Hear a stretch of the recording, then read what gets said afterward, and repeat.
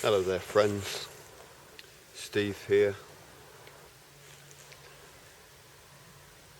Yeah, of course, putting up videos, making videos, sharing information. It's almost becoming less of a technical affair and more just a human thing, you know. I find less and less a reason to perform for a camera or for an audience, because I get this feeling, this mutual feeling that every secret individual feels the same in a lot of regards. You know, like we all go to the toilet and we all keep it secret largely. You know, there's a lot of jokes about toilet jokes and stuff, but it's generally a thing that we keep secret or sacred. Really, you know, we don't hide our toiletries just because it's illegal or something, or because it's, you know, it's because it's something sacred. It's something that we want to keep private and personal.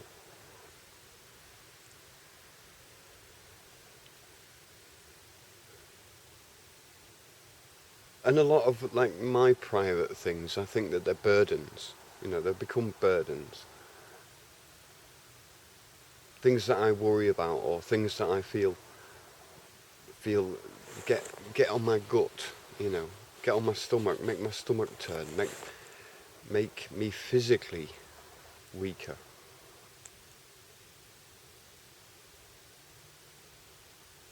It's strange, you know. You can feel, you know, I can feel. You can feel like the mind can think and do so many things, and we can imagine so much, but the body feels so restrictive sometimes. The body sometimes feels so weak and small and powerless. And the mind can dream up all kinds of ideas on a planetary level. But then when you go outside and you look at the size of yourself and the size of the world, you kind of get this gut feeling, oh no, how am I ever going to change anything?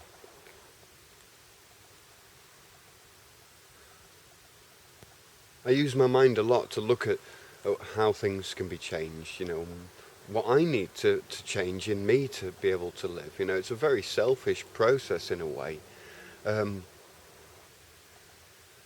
but in another way, because I'm selfish enough to not want to be alone, then any path that I take, I want to leave breadcrumbs, signs, you know, arrows, chalk marks, so that others can come on that path and meet me at the nicest places. And hope to meet others, you know, look around for signs of others where others have been, you know.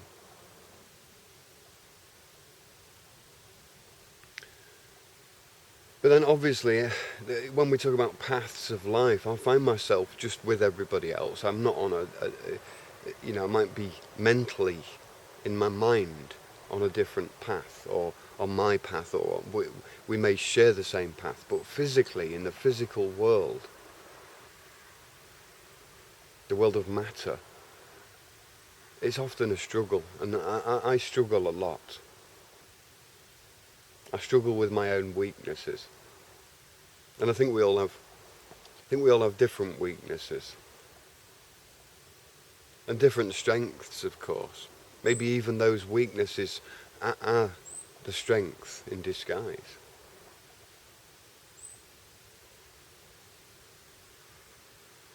One of my weaknesses is that I'm stubborn when it comes to authority. I don't like people telling me what to do. I generally, if somebody tells me to do one thing, then something inside of me wants to do another thing. And then I'm in a conflict with myself of whether to obey this person or do what's right, even though that it's the same thing.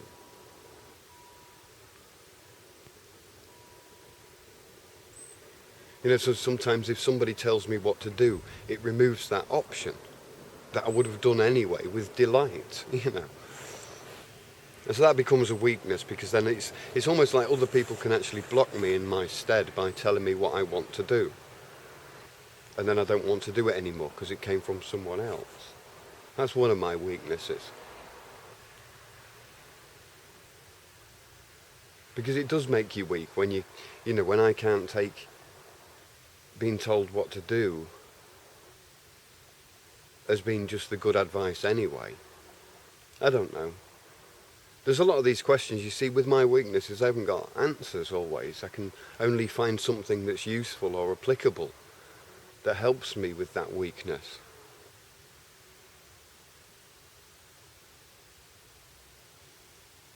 I think I have got hobbies and obsessions for futile pursuits. To a certain degree, I've always been obsessed by cryptology, like decoding things, looking at things to see if there's a hidden meaning.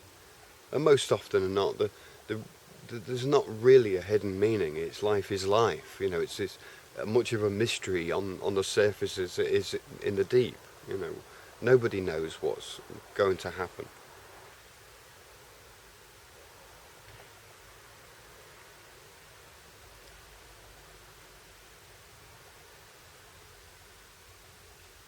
So, but yeah, I mean, I see that as I have hobbies and pastimes, and I'm not sure whether they take time or whether they're an advantage to what I would do in the future. And some of those things, like the cryptology, leads me to see a lot of things in the legal systems, in the biblical scriptures, and in the language itself, largely in the language and the media, the narrative. And I do see a level of cryptology there, but like you would everywhere. In a way, cryptology is just when you can't understand it, when you can't read it, when you can't decipher it. It's like Chinese or Russian writing that you can't understand, so to you it's encrypted in that way. And I find the English language, because we think we can understand it, we don't see that it's still encrypted.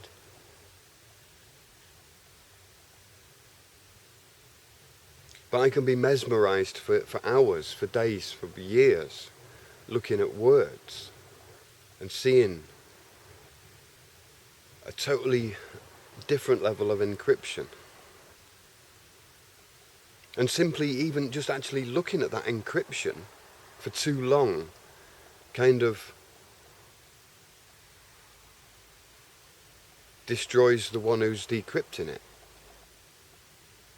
It's like you have to decrypt something so long until you realise that you have the answer. Because if you keep decrypting, then you're not in the process of processing what you've decrypted, but you're still decrypting, if you know what I mean. You're not even reading, you're just translating, and then you would have to read all of that after you'd decrypted it. You see, even just listening to me talk is kind of an encryption, a decryption, because you have to read it in your way and understand it in your way.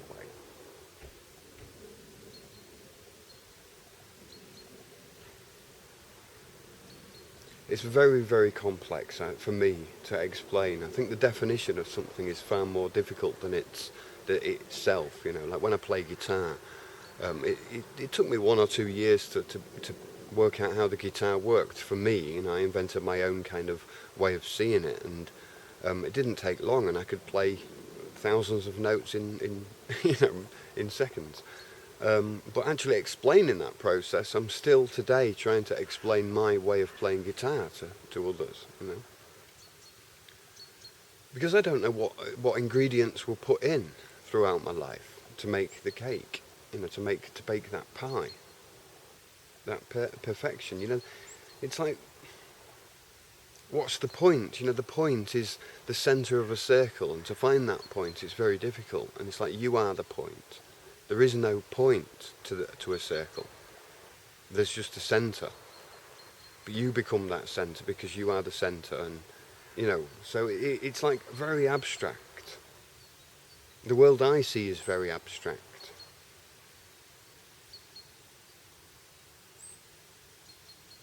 And the way I see the world is maybe based around my weaknesses, escapism, the idea that I need to create a new layer of reality, a new kind of narrative, a new story to actually deal with it. Because I can't take it at face value. It's too horrific for me, maybe. I've seen the horrors and I've had to kind of, in order to forgive and to heal, I've had to change the way I see the world. And I've also looked at others and how they've dealt with the situation. Look at authors of books and films and see how they've interpreted the world into a film, into an artwork, and to see that a part of that author is crying out to the viewer some kind of intent, some kind of, not hidden message, because he doesn't want to hide the message. It's just that the message is, by default, it seems to be encrypted. We seem to not have the ability to see it. I was thinking about software. If you write software programs for computers, it takes months and it can take years to write software, and many different people write on the same program.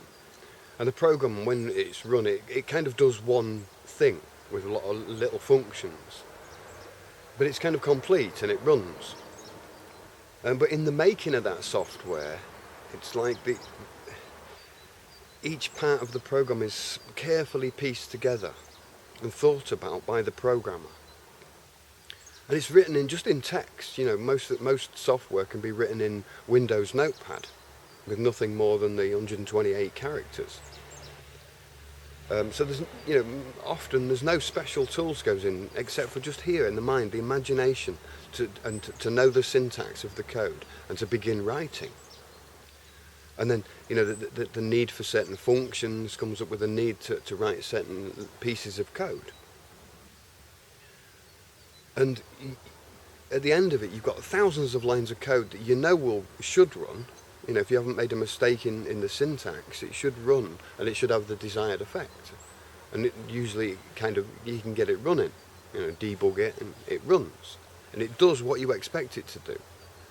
But to actually look through the code and read it and to understand, to get the result in your mind, to be able to calculate it, it's too difficult because the computer can calculate numbers at such high speed and do so many processes, remember so many things by logic, then it has the power that we don't in that way.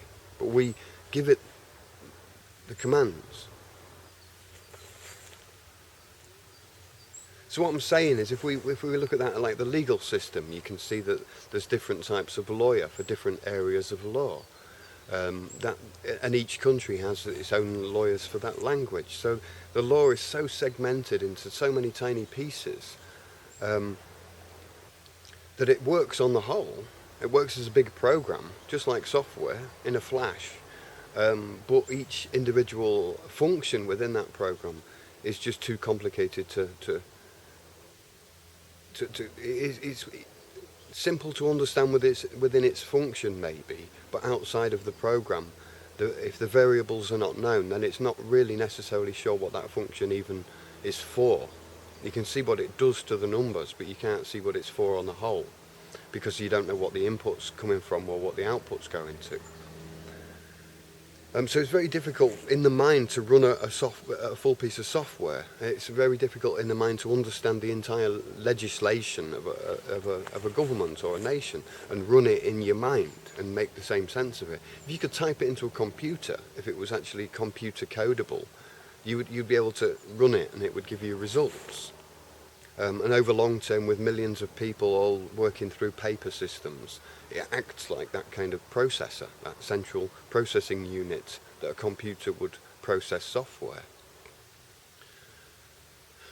So, and the same with such like scriptures, like in the Bible. The book, it's a collection of books. So each different book is like a different software.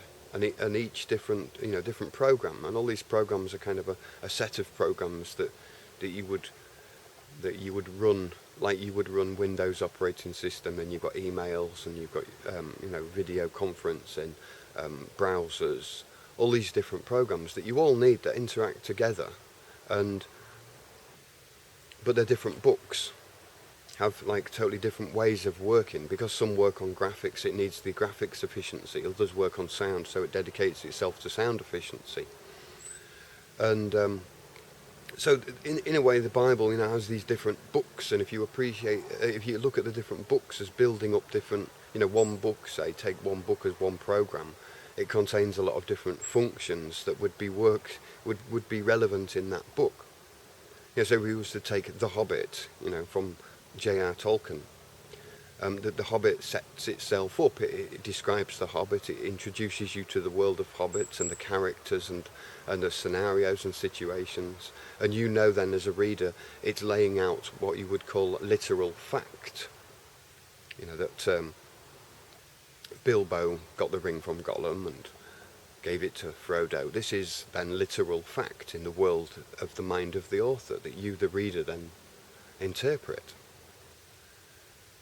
That interpretation isn't forced upon you. That's kind of your free will to interpret the text as you will. But it's obviously best to try and get into the mind of the author so you can share that experience with other readers and the author. And so we accept the story as fact, and we know it's a literal, fictional world. So we're not in danger of warping our sense of physical reality. We have a sense of fantasy and physical reality.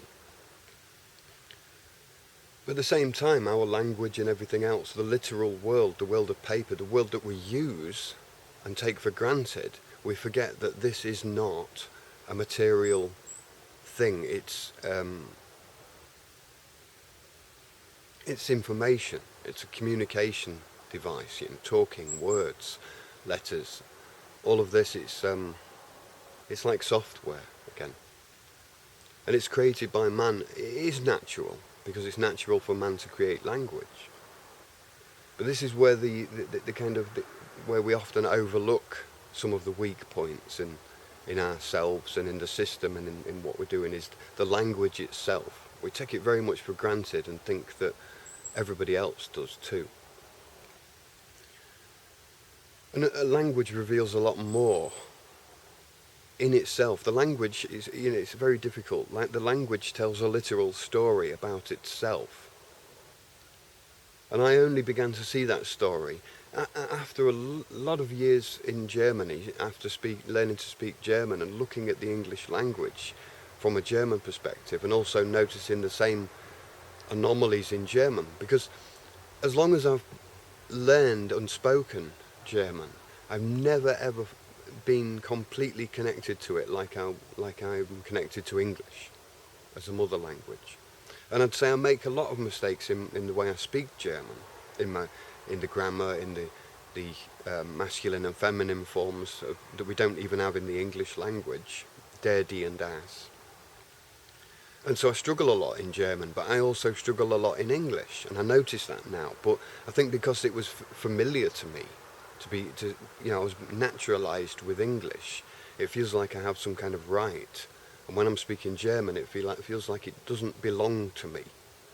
It feels like it's even though I can speak, I've got maybe a bigger German vocabulary of words than many German citizens, German-speaking people. But there's just certain things about a language that it is either natural or not. When you're born with it as a child, you kind of grow into it. And the English language is a fantastic example because it's such an ambiguous language, So I see this level of software almost, and I don't know whether it sometimes becomes an obsession, a weakness for me, and I need to break out of it, and I do break out of it. Sometimes I can't sleep because I'm pondering certain connections and things. And I'm looking around at the world and looking for people looking for answers, and I feel like that what I'm looking at is a kind of a remedy, or it is for me. When somebody poses their problem to me, I think, I haven't really got that problem because I see it a different way. Or I see it has a different potential. Because I see that the problem is maybe there now. The physical problem in our material, physical world is here now. So it's undeniably here now. But there are elements of it that are not real. And so therefore, it mustn't be.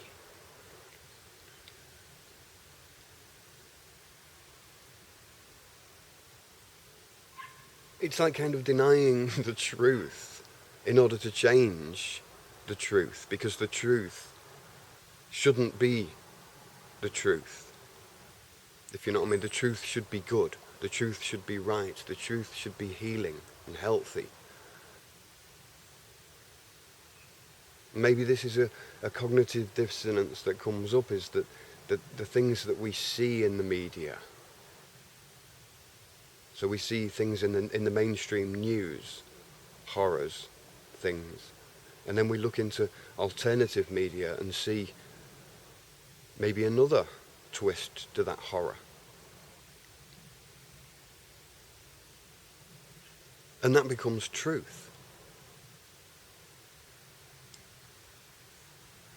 But I think that's maybe a misuse of the word truth, I'm not sure. Because to me what's true is what you can rely on.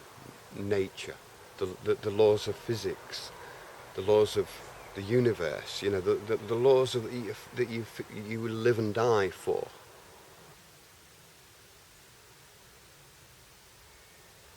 But without blind obedience to a system that runs on magic. When I say magic, it's magic to most. It's like if you look at somebody who's reading a foreign book that you can't understand the letters, it does appear to me anyway, like magic.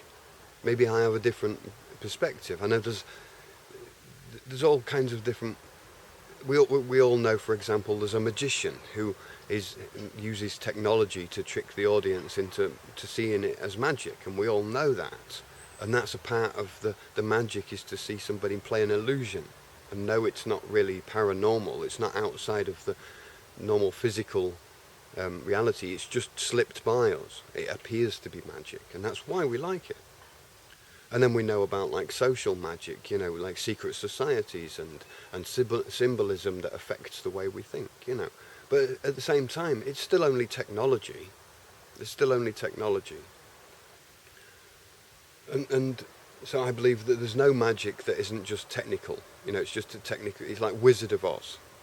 But there's a purpose for that technicality and that magic. And there is magic in a good performance. There is magic in the machine that we build, because it's our spirit that we put into that machine. But I know myself, when I write a computer program that talks with the user, even I then forget that that's not a real person, that's a machine. But I think it's reflecting my spirit back to me, and that's what makes it appear to have spirit, because I've kind of programmed that spirit in. But now I'm just talking to a machine, I'm talking to myself, but it's responding to my commands. And when something responds to you, then you have the impression that maybe it's alive. I suppose we can leave our spirit, leave our intent, or leave our purpose into the machines. If you was to leave it like a mouse trap, then obviously it's like a time machine, isn't it? It's waiting for it to be triggered in time. And the spirit is that you put into it is loading it and inventing or buying it and placing it where it is. It's an intent that's imposed on the material world that gives it its purpose.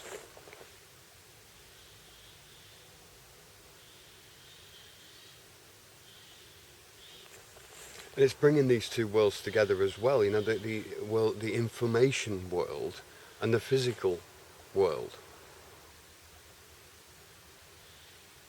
And finding the right terminology. Is world the right word?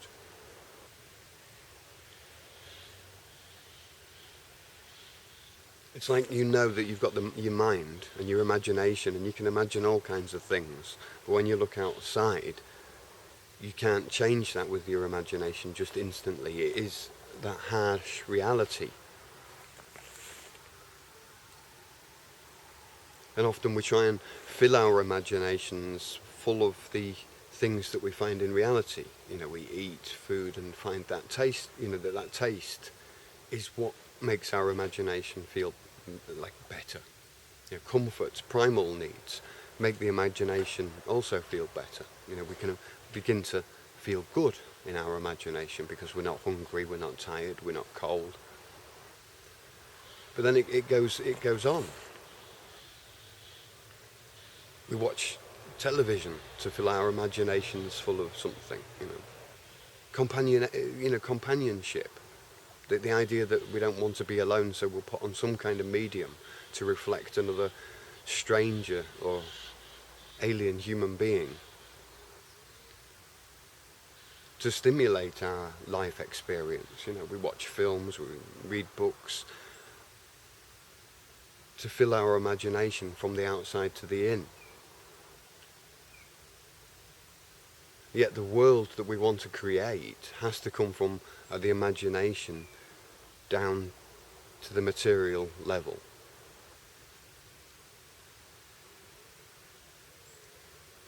And so obviously you have to be quite real with your imagination. You have to imagine, to visualize things that that can be real in a physical reality. Say if we want to make like a car, or like with like wheels, a cart, 4 wheels, so I can walk through this woods and carrying things. Even if I know how the thing's made and it's already been invented and people have made the wheels, I still need to imagine it because it's not here now. So I begin to visualize the things, and I would then apply that knowledge to my own reasoning of what have I got at hand, and I would connect the pieces and slowly make myself a wheel and 4 wheels, you know. And so I would be creating from heaven to earth, from the vision to the matter, to the imagination, from the imagination to the physical reality. It's kind of obvious, but I'm outlining points for a certain reason, because obviously this world is created. We created it. We created it in our own image, and it's tricking us back.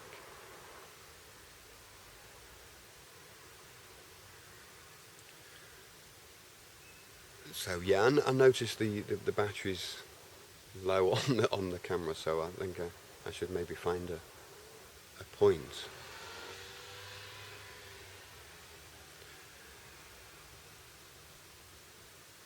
I made a phone call earlier on to a service provider about cancelling an internet connection, and the first thing that happens is it's one of my weaknesses. I got a telephone fear. I don't like telephones. I don't like listening through one ear and not knowing what the other person's, you know, I might be interrupting or whatever.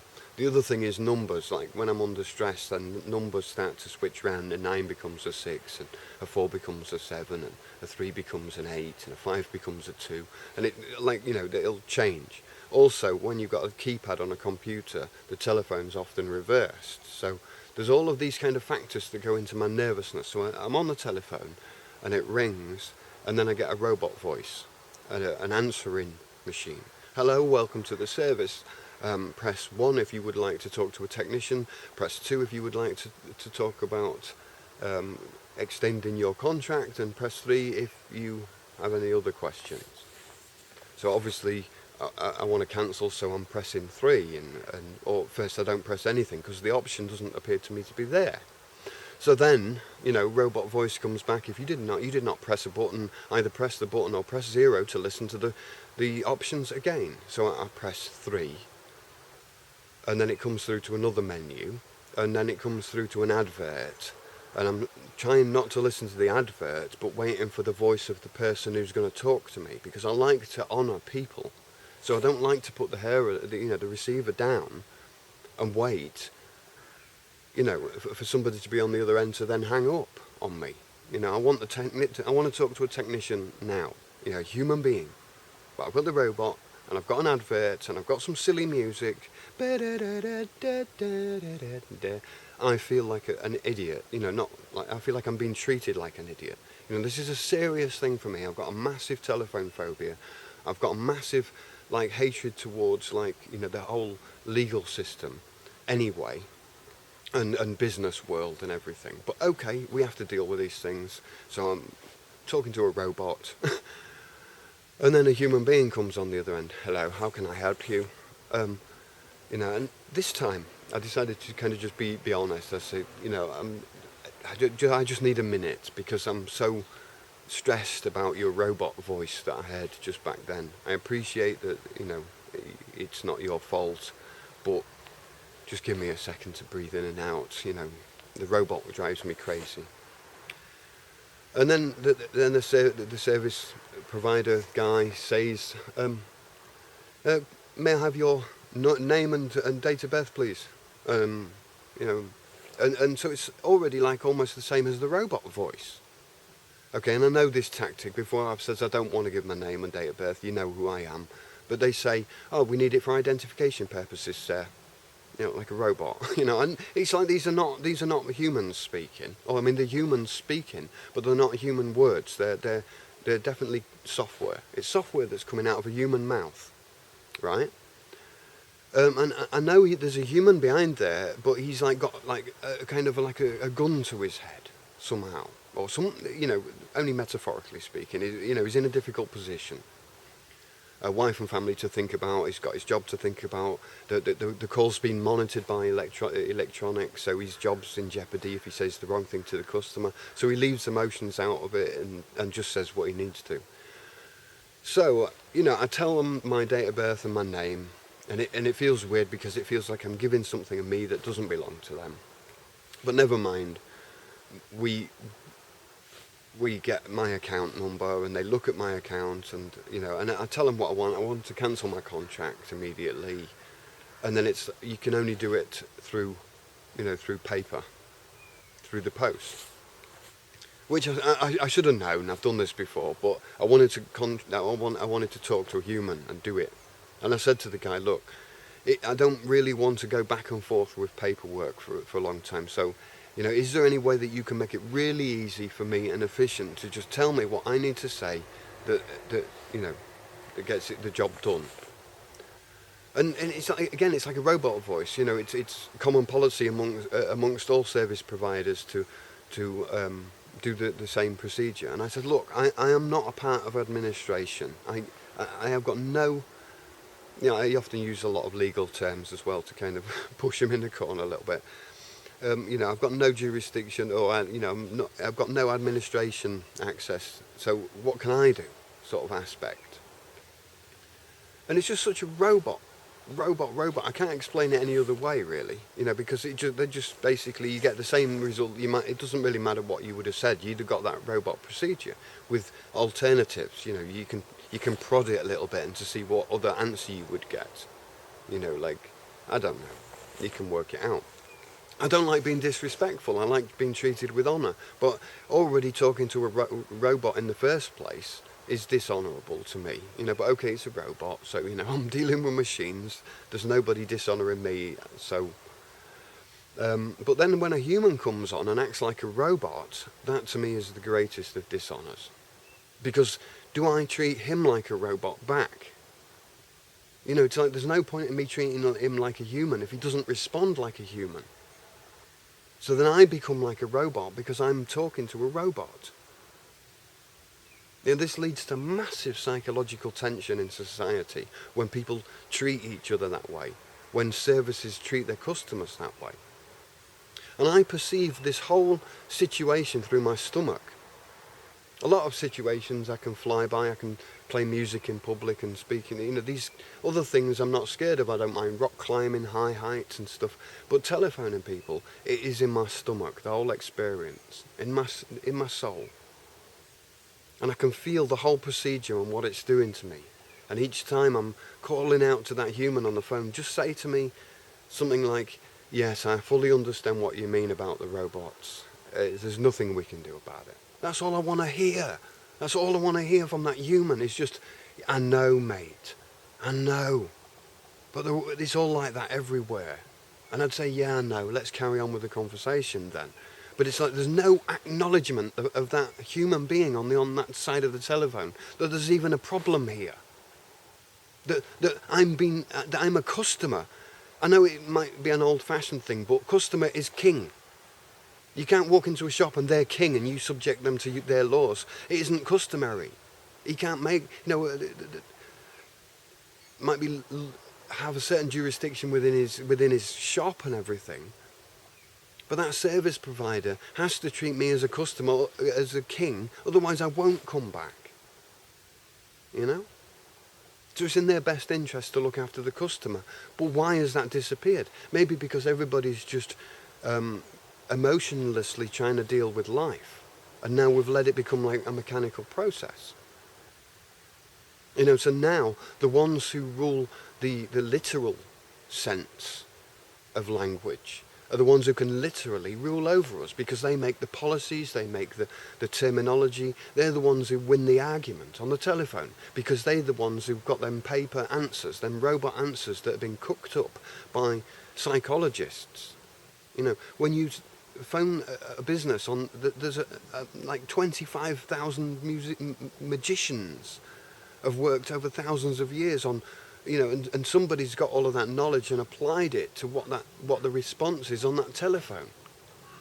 The psychology that goes into that telephone call, just to make you weaker. But then not to put even any human emotion in.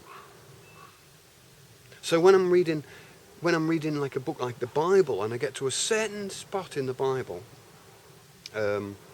in Revelations, for example, there's like a piece where it says that the people should be sealed on the hand and the forehead.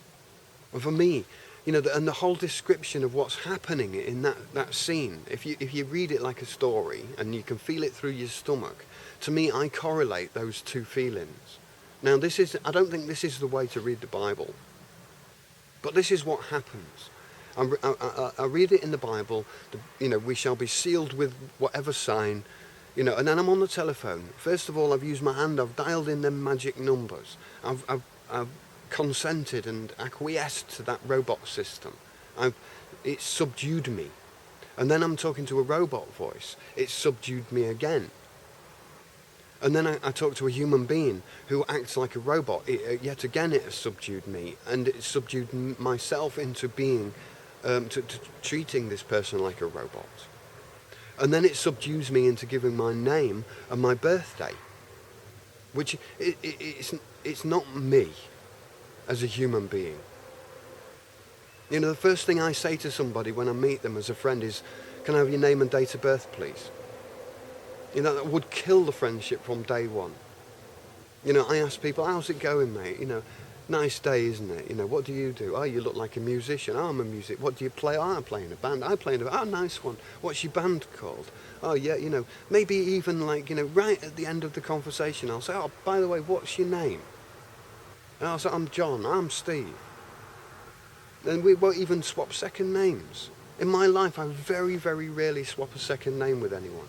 And in fact, most people I only know with their nicknames. All kind of crazy nicknames. Like, I know someone called Jesus. It's not a bad thing. Everyone calls him Jesus, or used to. Maybe he's changed his name again. I know a few people that they move country and not change their names, but they just pick up another nickname. And everybody knows them by 2 or 3 different names, But the last thing you do is say to somebody, what's your name and date of birth? So that to me is like, it's signing it and sealing it in my forehead and in my hand. I've got the hand in the telephone in the hand. That process has given me a gut feeling that I see in that script. Or like maybe the guy, the robot on the telephone, got the script from the Bible. From that piece, But it feels like that process is happening to us all. We're being all sealed in the forehead by acquiescing to a certain process. Now, I'm not saying that the way to go forward is to deny that number. See, this is the trick.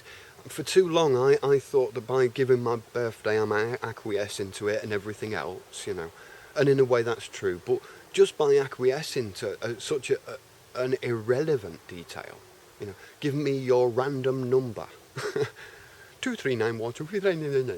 It could be from nobody cares. It's just a mark, isn't it? It's just a particular. But it's a false particular. It represents something that's also in a narrative as evil. It's like the evil demon. I'll tell you why. And I'll go into another video just in case you don't get it. But I'll come to the point of the birthday. Is we're not born of the sun. We're born of the moon. The menstruation cycle. It takes 9 months. Is a cycle. It isn't a 12-month cycle, and we're born to the sun. This is a part of the being born to the sun, But like I say, this whole thing goes into, Egyptian symbolism and this kind of trickery of how we're the sons of the sun, the children of the sun. And it's kind of sun worship, when we start to personify the sun. And, that's what kind of happens, And so when we start to put that kind of energy into our own particulars, into our own details, name, date of birth, things like that, there can be a danger that we're putting more energy into it than is actually warranted. So, sometimes I'm just looking at it as a joke, have my date of birth. Have it. If you think it's my date of birth, then have it. I don't care. It's just a number that was given to me. In all innocence, I ain't got a clue about it. I don't like it. It doesn't make sense. It's just a load of rubbish. But that's because I don't like robots. It's got nothing to do with I don't like, satanic rituals or voodoo, or I don't like secrets or hidden cults. No, I'm not really bothered. Everything's hidden. What I don't like is dealing with robot world. I just don't like I don't like to be a number. So I'm not sure I can deal with this. I thought I'd make this little video because it's something that affects me, and I think it's something very relevant. The way we see things. The way we see the world. And you'd be surprised how you're probably not aware of how you're tricking yourself into being guilty or feeling shame or doing something wrong or making a mistake or whatever. Always feel like we're tricked out of something, And I think to a large degree, the correct answer, if you could call it that, the correct behaviour, the correct path, the correct way, the righteous way, it won't be listed as one of the options anywhere. There won't be a button on that telephone that says, press 0 for free will. There won't be a guy on the telephone who just breaks his programming like that simple. It's like software. It's like a computer game. Talking to that guy on the phone, talking to police, talking to lawyers, politicians, doctors, anybody of a profession in a chain of command appear to me to be 90% robot. And they've done it to themselves. We've done it to ourselves through fear of breaking away from the software, the safety of the script, through fear of thinking for ourselves and risk going above the authorities that hang above our heads, that we actually break any chain of command. That's what we fear, so we stick to the script. And that chain of command can sometimes lead back, all the way back to yourself. Sometimes it can be with a family, or with a partner, or a friend, or your whole group of friends, and the entire sum mentality of everybody you know may be the chain you have to break. You may have to stand up against everybody else's truths to say, that is not my truth. That is a lie. that we need to change. That is a lie that needs light shining on it, but I will not accept that as a truth any longer.